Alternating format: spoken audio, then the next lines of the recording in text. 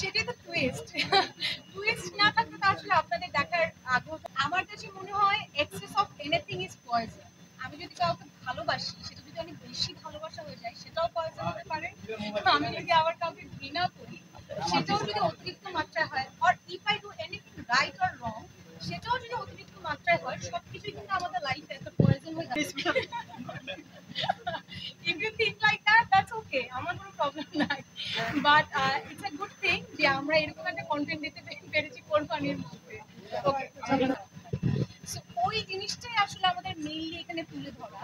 So আপনারা যখন কাজটা দেখবেন তখন you will feel the same. গল্পটি কিন্তু যখন একটা গল্প তৈরি হয় তখন বাস্তব অনেক কিছু থেকে আমরা ইন্সপায়ার্ড। মেইনলি কিন্তু আমরা একটা বাস্তব গল্পকেই বা একটা বাস্তব ক্যারেক্টারকেই আমরা প্রেজেন্ট করি।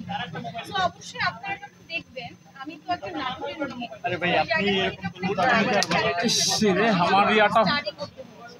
হ্যাঁ, সো ওই জায়গা থেকে স্টাডি করে একটা ক্যারেক্টার প্লে করছি, বাট আপনারা যখন দেখবেন আপনারাই বুঝতে পারবেন যে আসলে এখানে কতটুকু মিল আছে কতটুকু নেই। বাট আমি বলবো পার্সোনালি কোনো নায়িকার সাথে আসলে এই গল্পের কোনো মিল নেই। সো আপনারা প্লিজ এই ভুলভ্রান্তিতে থাকতেও পারবেন না। অবশ্যই এটা কি হয়, আমরা যখন নায়িকারা বা একটা আর্টিস্ট সেটেল থাকে, আশেপাশে কিন্তু পুরো টিম ঘিরে থাকে। সো ওই টিমটাকে ঘিরেই আসলে আমার প্রথম পোস্টারটা, আপনারা যে পোস্টারের কথা বলছেন, আর অবশ্যই ওখানে কিছু টুইস্ট আছে, কিছু থ্রিলড ব্যাপার আছে স্টোরিতে, যার কারণে হচ্ছে আপনারা ওই ছবিটা দেখেছেন উইথ দ্য ব্লাড।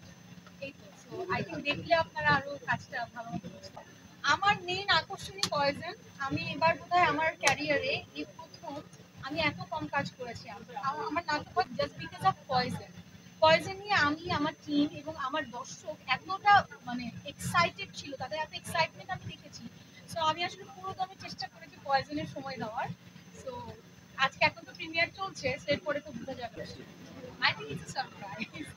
কারণ দাদার সাথে একটা আর্টিস্ট এবং একজন ডিরেক্টরের অন স্ক্রিন কেমিস্ট্রিটা খুব দরকার। যে আমার ডিরেক্টর আমাকে এটা বোঝাচ্ছে যে এই ক্যারেক্টারে আমি তোমাকে এভাবে দেখতে চাই।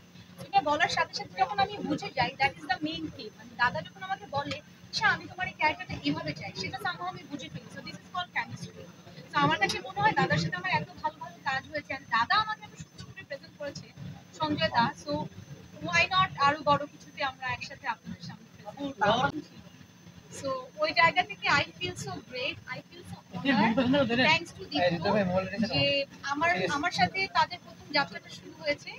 এবং আমার এখন মনে হচ্ছে আমি দীপ্তর সাথে যখন বসি, আমি তখন কয়েকটা গল্প নিয়ে কথা বলেছি। তো আমি বলেছিলাম যে সবাইকে বলেছিলাম, আপু ভাই মারিয়াম আপুকে বলেছিলাম যে আমি না এই গল্পটা আগে করতে চাই সঞ্জয় দার। এন্ড তারা আমাকে এত সুন্দর করে সাপোর্ট করেছে, যার কারণে আজকে কিন্তু আমি এখানে দাঁড়িয়ে আছি আপনাদের সামনে একটা ভালো কাজ নিয়ে, চ্যালেঞ্জিং কাজ নিয়ে। So of course, thanks to my team and of course একটা আর্টিস্টের ক্ষেত্রে সময় জ্ঞানটা থাকাটা কতটা জরুরি? অবশ্যই থাকা জরুরি। কিন্তু আমাদের সিচুয়েশন মাঝে মধ্যে অনেক কিছু চেঞ্জ করে দেয়, বাট অবশ্যই থাকা জরুরি। আমি জানি আমার সাংবাদিক ভাইরা আছে, তারাও অনেক বেশি করে চায় যে আমি সিনেমা করি। এন্ড আপনারা যে এসেছেন, আমি আগে আপনাদের উদ্দেশ্যে কথা বলতে চাই যে থ্যাংক ইউ সো মাচ। আমার ওয়েব ফিল্মের প্রিমিয়ার হচ্ছে, আর আপনারা এতগুলো মানুষ এখানে এসেছেন। মানে I feel so honour, I am feeling so respect. So ওই জায়গা থেকে thank you so much. And আপনারা যেটা চান, আমার দর্শক যেটা চায় অ্যাবাউট সিনেমা, সেটা ইনশাআল্লাহ ভেরি ভেরি সুন আমি আপনাদের সামনে। ইম্পর্টেন্ট থিং হচ্ছে আজকে আমাদের হাউস ফুল হয়ে গেছে। আপনারা অনেকেই এখন বাইরে দাঁড়িয়ে আছেন, আপনারা দেখতে পাচ্ছেন না সেটা। আমি বুঝাতে পারবো না এই জায়গাটা আর্টিস্টের কতটুকু পাওয়া আসলে। সো ওই জায়গা থেকে দীপ্ত থেকে একটা ভালো নিউজ আছে যে আরেকটা আমাদের স্ক্রিনিং হবে, ওটার টাইম এবং ডেট আমরা। আর তাছাড়া তো আপনারা দীপ্ত প্লেটা এখনই সাবস্ক্রাইব করে আপনারা তো নিশ্চয়ই দেখে ফেলছেন, বিকজ অলরেডি রিলিজ হয়ে গেছে। সো আপনারা চাইলে যারা ঘরে বসে দেখতে চান, স্ক্রিনিং এ না এসে আপনারা ঘরে বসেও দেখতে পারেন।